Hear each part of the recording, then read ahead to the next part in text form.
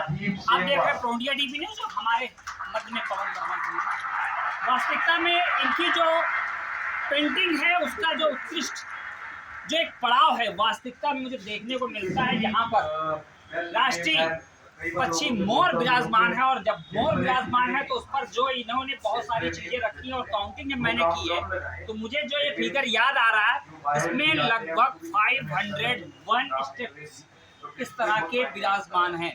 वास्तविकता में यही बता पाएंगे कि इस तरह की पेंटिंग जो बनाते हैं उत्कृष्ट इनकी जो कला है वो वास्तविकता में इन्होंने किस तरह से प्रारंभ किया और इस स्तर को विश्व पटल पर किस दृष्टि से देखते हैं। मेरा नाम पवन वर्मा शाहीन है और मैं लेखक भी हूँ। तो शाहीन जो नाम है तखल्लुस है मेरा, कि शाहीन कहते हैं बाज को, कि जिसकी सोच आसमान से ऊंची हो उसे शाहीन या बाज या गरुड़ कहते हैं।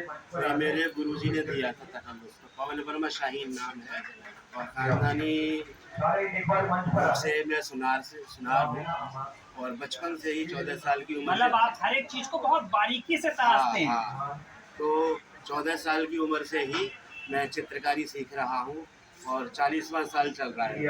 मतलब अभी आपको अपने आप को स्टूडेंट ही मानते हैं, मतलब हम सीख रहे हैं रोज, क्योंकि सीखने को उम्र कहीं रोज कुछ ना कुछ नया सीखने को मिलता है और हर नया चित्र कुछ ना कुछ नया सिखाता है।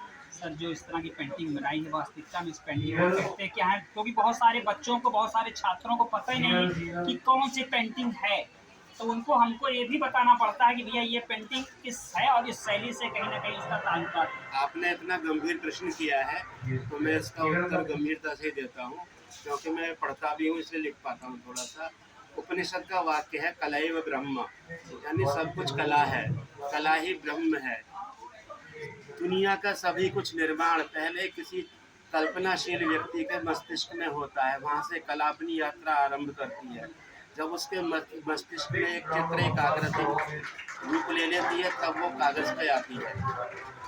तो कला का वास्तविक जो उद्देश्य है वो है साधना के द्वारा ईश्वर से साक्षात्कार करवाना। कला से मनुष्य का विकास होता है। कहा गया है, शास्त्र कहते हैं कलाहीन मनुष्य पशु तुल्य। तो मैं इसी प्रेरणा से चलता हूँ और मैं गुरु शिष्य परंपरा से हूँ। मेरे गुरुओं का इतिहास 150 साल तक जाता है। मेरे गुरु 3 पीढ़ी से आर्टिस्ट थे। इनसे जो मुझे मिला है 8-10 गुरुओं से जो भिन्न भिन्न प्रकार की शैली मिली है वो मेरे पास एक जगह आ गई है। उस शैली को क्या नाम देंगे? अब लोगों ने अलग अलग प्रकार की शैलियाँ डालकर लोगों को भ्रम में भी डाला हुआ है। वास्तविकता ये है कि कला का कोई भी रूप आरंभ होता है एक ड्राइंग से, एक अंडाकार आकृति से, एक शून्य से।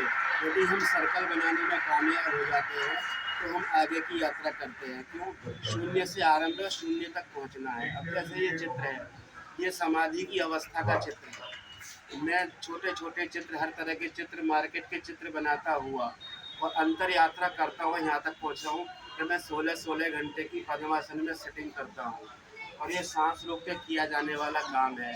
इसको वैसे तो वाइल्ड लाइफ में आता है, विश्व की दृष्टि से देखें भारत में तो वाइल्ड लाइफ पर इतना काम नहीं हुआ, लेकिन विश्व में बहुत सारे आर्टिस्ट जिन्होंने किया है। लेकिन मैं भारत के कलाकारों की क्षमता वाइल्ड लाइफ में दिखाना चाहता था। और मेरा बचपन ऐसे माहौल में गुजरा है, आप देख सकते हैं कि पीछे आम का बाग है और आगे खेत है, काली घटा छा रही है, बस बारिश होने को है। और उसी के स्वागत में मोर ने, जो कि सबसे सुंदरतम पक्षी है, सुंदर पक्षी ही होते हैं, मनुष्य नहीं होता, उसने अपने पंखों को अर्धवृत्त के आकार में खोल दिया है। मैं इसको बनाने का सपना 2013 से देख रहा था। ये मार्केट से हटकर किया गया काम। इसमें 1 साल लगा हूँ और मैं ही जानता हूँ कि मेरे परिवार वालों ने कितना इसमें मेरे को पागल की तरह लगे हुए देखा है।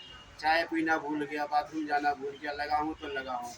अब ये जो लाइन है ऑयल कलर में, ये लाइन खींचना सीधी, ये इतना टफेस्ट जॉब है।